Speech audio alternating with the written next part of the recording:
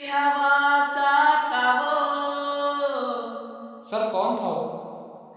उड़ती पतंग सा था वो, सर कौन था वो? कहाँ गया उसे ढूंढो। सर किसे ढूंढना है? अरे बताता हूँ भाई, बताता हूँ। एक्चुअली बात कर रहा हूँ एक मूवी की जिसका नाम है थ्री इडियट्स। बहुत ही अच्छी और प्यारी मूवी है। आपको बता इसलिए रहा हूँ क्योंकि इस मूवी में सीखने लायक बहुत कुछ ज्यादा है। तो आइए इस मूवी तो वैसे 3 घंटे की है, लेकिन 3 मिनट्स में मैं आपको समझाता हूँ कि इस मूवी में एक्चुअली क्या दिया गया है और क्या क्या इस मूवी में बात हमें सीखने को मिलती है। वो ये है कि कॉलेज कोई प्रेशर कुकर नहीं है। कॉलेज हो या अपनी लाइफ हो, it's not any pressure cooker. दूसरी चीज़ यहाँ पे सीखने को मिलती है कि chase excellence and success will follow you. भैया काबिल बनो, काबिल, कामयाबी तो साथ आएगी। और तीसरी चीज़ हम यहाँ पर ये सीखते हैं कि बिलीव इन योर सेल्फ। चाहे कितनी भी प्रॉब्लम आए, कुछ भी हो, आपको खुद पर भरोसा करना है। Believe in yourself. Fourth thing we can learn here that make your passion your profession. अपने पैशन को अपना प्रोफेशन बनाओ, तब आपको वो काम करने में मज़ा आएगा। पांचवी बात हमें ये सीखने को मिलती है कि learning is everywhere. If you see the movie, इसमें दिखाया गया है कि रैंचो एक क्लास से निकाला जाता था तो दूसरी क्लास में जाकर बैठता था। वो ये नहीं देखता था कि कौन सा क्लास चल रहा है या क्या चल रहा है। उसका ये कहना था कि ज्ञान तो चारों तरफ बट रहा है, लर्निंग इज़ एवरीवेयर। तो पांचवी बात ये हमें सीखने को मिलती है। छठी बात हमें सीखने को मिलती है अवॉइड क्रैमिंग। क्रैमिंग मीन्स रट्टा मारना, रट्टा लगाना। क्रैमिंग मारने की हालत और कंडीशन कैसी होती है, ये आप मूवी देखने के बाद आपको पता चलेगा। और वो कंडीशन हो गई थी हमारी साइलेंसर की, चतुर्रामलिंगम की। किस तरह से उसने स्पीच को रट्टा मारा था without understanding. So understanding is necessary. और सातवीं बात हमें यहाँ सीखने को मिलती है कि एन्जॉय योर लाइफ और कॉलेज लाइफ फुल्ली, क्योंकि ये ज़िंदगी में सिर्फ एक बार मिलती है। ज़िंदगी भी एक ही बार मिलती है और आपकी कॉलेज लाइफ, स्कूल लाइफ, ये सब एक ही बार मिलती है। तो these 7 things we learn from this movie Three Idiots. Dear students, आपको बताने का मतलब ये है कि 3 घंटे की मूवी मैंने आपको 3 मिनट में दिखाई है, और इसी को कहते हैं मूवी रिव्यू। और जब हम ये रिव्यू किसी टेक्स्ट का, किसी पैसेज का, किसी आर्टिकल का, किसी न्यूज़पेपर का, किसी ऐसे का या किसी बुक का लिखते हैं, रिटर्न में लिखते हैं, तो उसे कहते हैं समरी राइटिंग। बहुत बड़ी बड़ी बुक्स होती है, पैसेजेस होते हैं, पैराग्राफ्स होते हैं। When we write in short our own views about that particular thing, then that is known as summary. So today we are going to learn summary writing in this lecture. Going to learn summary writing. Summary writing क्या होता है? Let's try to understand. Summary writing is a record in reader's own view that gives main points. क्या होता है? Record, reader का खुद का record, खुद के वर्ड्स में, of which things. It may be a newspaper, it may be an essay, it may be an article, it may be a lecture, it may be a book.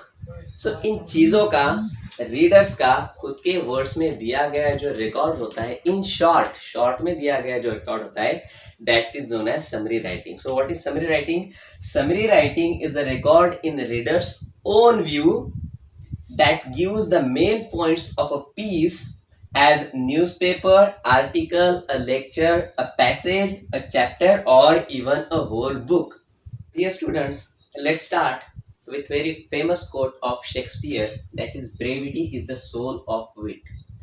Shakespeare का एक play है, the name of play is Hamlet. Hamlet में character है Polonius. उस हेमलेट के act 2 और scene 2 में Polonius ये कहता है कि brevity is the soul of wit. It means that this quote is very famous. ये कोट इतना फेमस हो गया because in itself it has very large and deep meaning. It means that to convey our message, जितने कम words में और जितने कम शब्दों में हम हमारा मैसेज कन्वे करेंगे उतना ज्यादा अच्छा होता है। Brevity is the soul of wit means अल्पता हमारी बुद्धि की आत्मा होती है।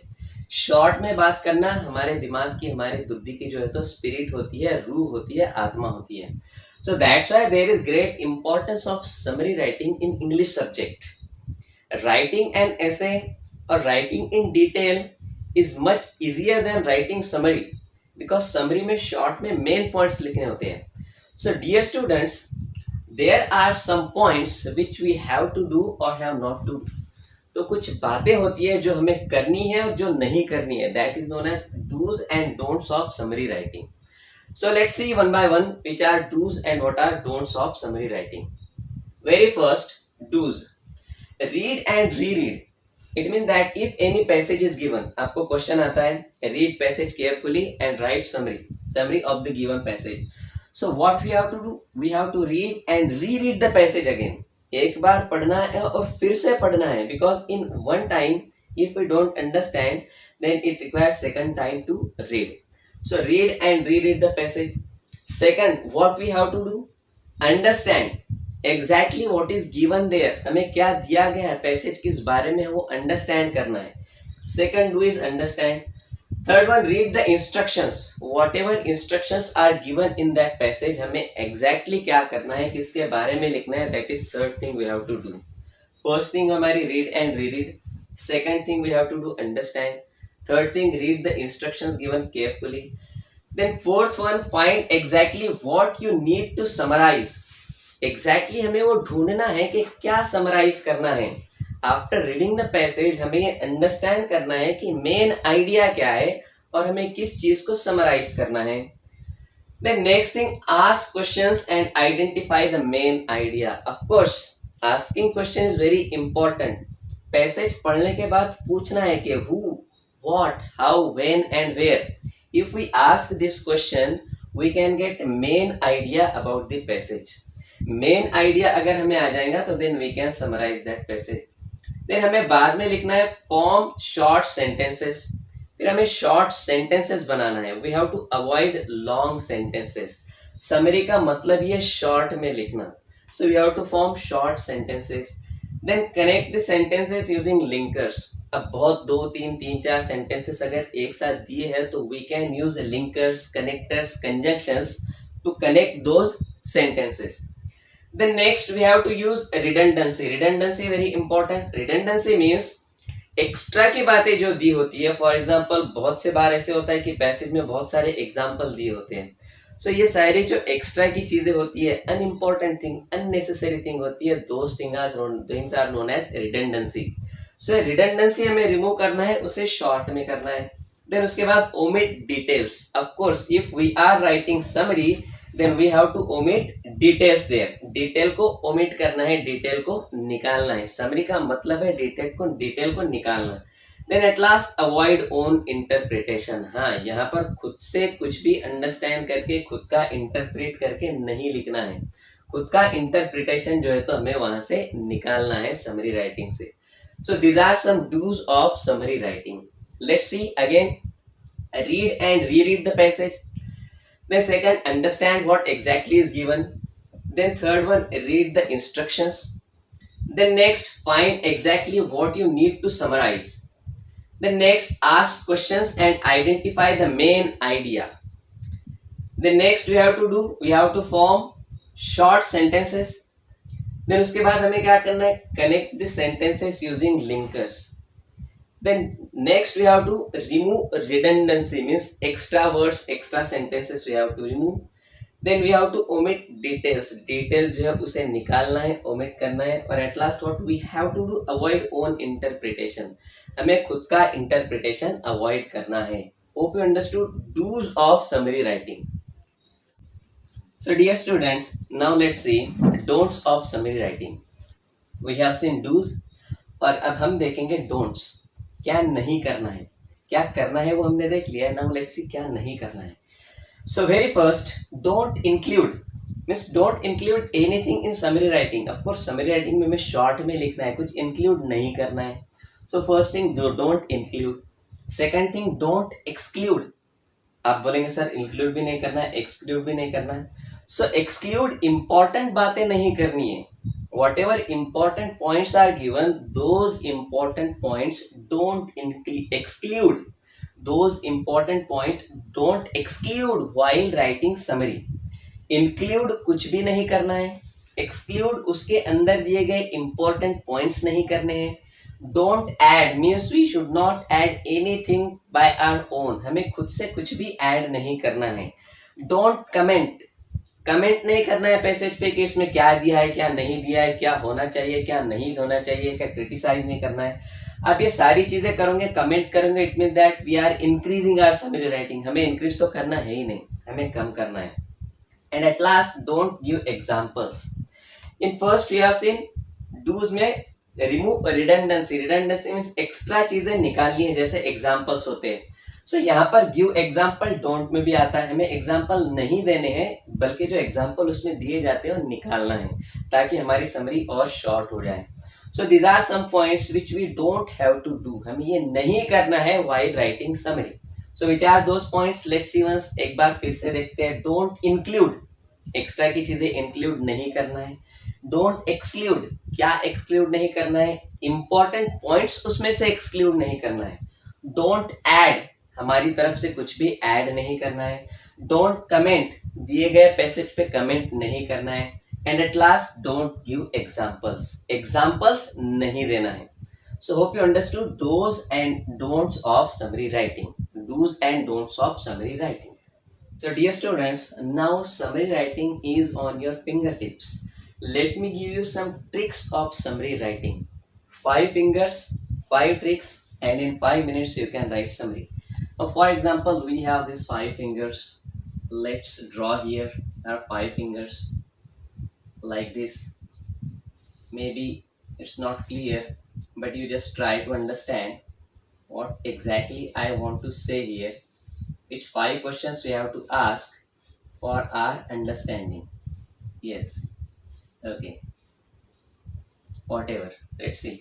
So very first we have to ask first question to our little finger, who was in the story, who was in the story, or who was in the passage, or who was in the given question or paragraph. Then second question we have to ask, what happened in the story. Story में क्या हुआ है, story में कौन था, story में क्या हुआ, what happened. Third question we have to ask here, when it happened, जो हुआ है वो कब हुआ है, when it happened. Fourth question we have to ask, where it happened, ये कहाँ हुआ है. Whatever incident we are going to write about where that incident took place. Now our thumb is a big finger known as in our hand. So 2 questions for this term, how and why. How and why this happened. So for these 5 questions, if you get answer, then easily you can write your summary in 5 minutes. So these are our short 5 tricks. Very first trick, who was in the story. Second, what happened in the story. Third, when it happened. Fourth, where it happened. And fifth, how and why it happened in the story. Now hope you understood these 5 tricks of summary writing. Now dear students, let's see some important steps for summary writing. Use the following steps for summary writing. Number 1, step 1 is read the article twice. जो भी article या passage आपको दिया है उसे 2 बार पढ़ना है. Then step 2 is ask questions about the purpose of writing. What is the purpose of writing, इसके बारे में आपको क्वेश्चन पूछना है कि what exactly about you want to write, किस बारे में लिखना और पर्पस क्या है. Then step 3 is identify the main idea. Then step 4 is write the first draft, first draft हमें लिखना है. Then step 5 revise your first draft and edit it. Editing is very important step. कहीं कोई punctuation mark छूट जाता है, कहीं कोई सेंटेंस कम ज़्यादा हो जाता है, तो for that purpose this editing is very much important. And finally step number 6 is right the final draft. These are the 6 steps for your summary writing. According to these 6 steps, let's try to solve one example. एक example के ज़रिए हम लोग summary writing को समझते हैं. So dear students, now let's see. Read the passage and write its summary according to the given steps. Given steps means जो 6 steps हमने देखी है पिछली स्लाइड में, according to those 6 steps we have to write down summary of the given passage. Communication is a part of our everyday life. We greet one another, smile or frown, depending on our moods. Animals too communicate, much to our surprise, just like us. Interaction among animals can be both verbal and non-verbal. Singing is one way in which animals can interact with one another. Male blackbirds often use their melodious songs to catch the attention of the females. These songs are usually rich in notes variation encoding various kinds of messages. Songs are also used to warn and keep off other blackbirds from their territory, usually a place where they dwell and reproduce. Large mammals in the ocean sing too.